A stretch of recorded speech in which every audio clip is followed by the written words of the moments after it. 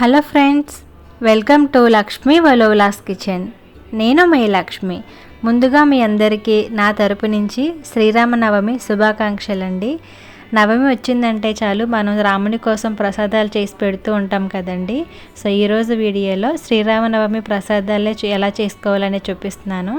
అవి ఏమిటంటే పచ్చి చలిమిడి, అలాగే వడపప్పు, పానకం, ఈ మూడు ఎలా చేసుకోవాలో చూపిస్తున్నాను. చూసే ముందుగా వీడియోకి లైక్ చేయడం మర్చిపోకండి. సో స్టార్ట్ చేద్దాం.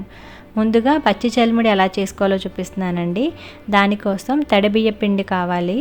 అందుకోసం ఒక హాఫ్ కప్ బియ్యం తీసుకుని ఒక బౌల్లో వేసుకుని వాటర్ వేసి ఈ బియ్యాన్ని శుభ్రంగా కడగాలండి. పొడి బియ్య పిండితో కూడా చేసుకోవచ్చు, కానీ నైవేద్యంగా పెట్టేది పచ్చి చలిమిడి పెడతారండి. పచ్చి చలిమిడి మనం తడి బియ్య పిండితో చేస్తేనే బాగుంటుంది, అందుకోసం ఈ విధంగా చూపిస్తున్నాను. సో ఈ బియ్యాన్ని శుభ్రంగా కడిగిన తర్వాత ఇందులో వాటర్ వేసుకుని ఒక 1 అవర్ పాటు ఈ బియ్యాన్ని నానబెట్టుకోవాలి. బియ్యం నానబెట్టుకున్న తర్వాత వడపప్పు చేసుకోవడం కోసం ఒక బౌల్ తీసుకుని ఇందులో 1 టేబుల్ స్పూన్ సాయి పెసరపప్పు వేసుకోవాలండి. ఇది అందరికీ తెలిసిందే, రెగ్యులర్గా చేస్తూ ఉంటారు కదా. సో ఈ పప్పులో కూడా వాటర్ వేసుకొని ఈ పప్పును కూడా శుభ్రంగా కడగాలండి.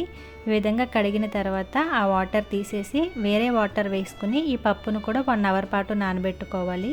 ముందుగా మనం చేయవలసింది ఏంటంటే బియ్యం అలాగే పప్పు రెండు కూడా నానబెట్టి ఉంచుకోవాలండి. 1 అవర్ తర్వాత బియ్యం అనేది ఈ విధంగా నానుతుంది. 1 అవర్ అనేది కంపల్సరీగా నానాలండి. సో ఇప్పుడు ఒక బౌల్ అలాగే స్ట్రైనర్ తీసుకొని మనం నానబెట్టి ఉంచుకున్న బియ్యాన్ని వాటర్తో సహా అందులో వేసేసుకుంటే వాటర్ అంతా కూడా సపరేట్ అయిపోయి బియ్యం వచ్చి స్ట్రైనర్లో ఉండిపోతాయండి. ఇప్పుడు దీన్ని పల్చగా ఈ విధంగా స్ప్రెడ్ చేసుకుంటే కనుక బియ్యంలోని తడి అనేది ఆరుతుంది. ఒక పావు గంట పాటు బియ్యంలో తడి ఆరిన తర్వాత మిక్సీ జార్ తీసుకొని ఈ బియ్యాన్ని మిక్సీ జార్లో వేసుకోవాలి. బియ్యం బాగా తడిగా ఉండగానే మిక్సీ జార్లో వేస్తే కనుక అది ఆడిన తర్వాత పేస్ట్ లాగా వచ్చేస్తుందండి. అందుకే తడి ఆరిన తర్వాత వేసుకోవాలి. సో బియ్యాన్ని ఈ విధంగా గ్రైండ్ చేసుకుంటే మనకి పిండి అనేది రెడీ అవుతుందండి, తడిపిండి.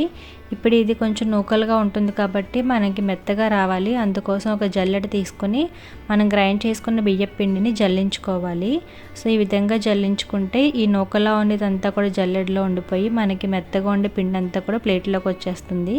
నేను ఇక్కడ చూపిస్తున్నాను చూడండి, ఈ విధంగా నూక ఉంది కదా, ఇదంతా కూడా సపరేట్ చేసేసుకోవాలి.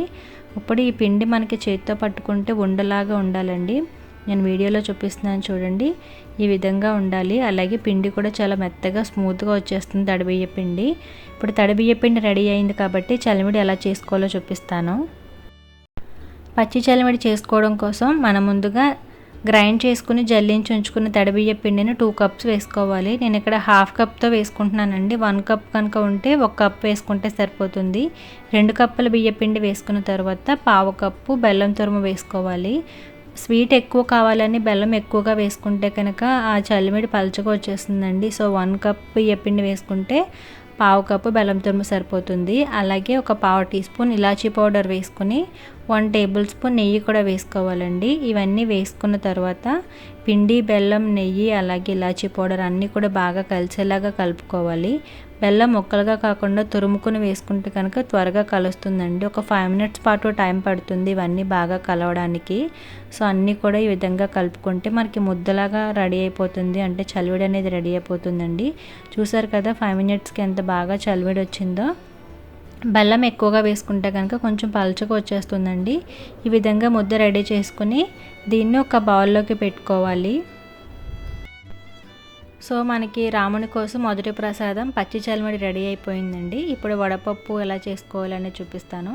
మనం ముందుగానే నానబెట్టి ఉంచుకున్నాం కదా వడపప్పు, దాన్ని వాటర్లోంచి తీసేసుకుని వేరే బౌల్లోకి వేసుకోవాలి. అంటే మనం దేవుడికి ఏ బౌల్లో అయితే నైవేద్యం పెడతామో ఆ బౌల్లో వేసేసుకోవాలి. వడపప్పు అంతా కూడా వాటర్ ఏమీ రాకుండా ఈ బౌల్లో వేసుకోవాలి. ఇలా వేసుకున్న తర్వాత వడపప్పు ఒక్కటే కాకుండా బెల్లం ముక్క కూడా పెడతారండి. సో వడపప్పు పైనే చిన్న బెల్లం ముక్క కూడా పెడితే ఈ ప్రసాదం కూడా రెడీ అయిపోతుంది. సో 2 ప్రసాదాలు రెడీ అయిపోయాయి కదండి. ఇప్పుడు పానకం ఎలా చేసుకోవాలో చూపిస్తాను. పానకం చేసుకోవడం కోసం ఒక బౌల్ తీసుకుని ఇందులో వాటర్ వేసుకోవాలి. వాటర్ వేసిన తర్వాత పావు కప్పు బెల్లం తురుము వేసుకోవాలండి. స్వీట్ ఎక్కువ కావాలంటే కనుక ఇందులో ఎక్కువ బెల్లం వేసుకోవచ్చు మనం. నేనైతే పావు కప్ యాడ్ చేస్తున్నాను. ఇది కూడా బాగా తురిమి వేసుకుంటే తొందరగా వాటర్లో కలిసిపోతుంది. బెల్లం వేసుకున్న తర్వాత హాఫ్ టీ స్పూన్ ఇలాచీ పౌడర్ వేసుకోవాలండి. ఇలాచీ పౌడర్తో పాటుగా 1/2 టీ స్పూన్ మిరియాలు కూడా దంచుకొని పౌడర్ లాగా చేసి వేసుకోవాలి. పానకంలో ఈ రెండిటి రుచి చాలా బాగుంటుందండి. సో ఇప్పుడు ఈ రెండు వేసుకున్న తర్వాత గరిటెతో బెల్లం బాగా కరిగేంత వరకు కలుపుకోవాలి. ఒక 2-3 నిమిషాల పాటు కలుపుకుంటే బెల్లం అనేది బాగా కరిగిపోతుందండి. సో ఇలా కరిగిన తర్వాత పానకం కూడా రెడీ అయిపోయింది. పానకం కూడా రెడీ అయిన తర్వాత దీన్ని కూడా ఒక గ్లాసులో వేసుకోవాలి. ఇప్పుడు మనం శ్రీరామనవమి ప్రసాదాలు 3 ఎలా తయారు చేసుకోవాలో చూసాం కదండి. వీటిని ఒక బౌల్లో పెట్టుకొని దేవుడికి సమర్పించడానికి అన్నీ కూడా సిద్ధం చేసుకోవాలి. మనం ముందుగా చేసుకున్న పచ్చి చలిమిడి, అలాగే పానకం, ఇంకా వడపప్పు, ఈ 3 ప్రసాదాలు కూడా శ్రీరామనవమి రోజు చేసుకుని దేవుడికి నైవేద్యం పెట్టి పూజించుకుంటారండి. మీరు కూడా ఈ నవమికి ఇవన్నీ చేసుకుంటారని వీడియోలో అప్లోడ్ చేస్తున్నాను. ఈ వీడియో నచ్చితే లైక్ చేయండి, అలాగే షేర్ చేయండి. ఫస్ట్ టైం చూస్తున్నవారు తప్పకుండా సబ్స్క్రైబ్ చేయండి. Thank you for watching.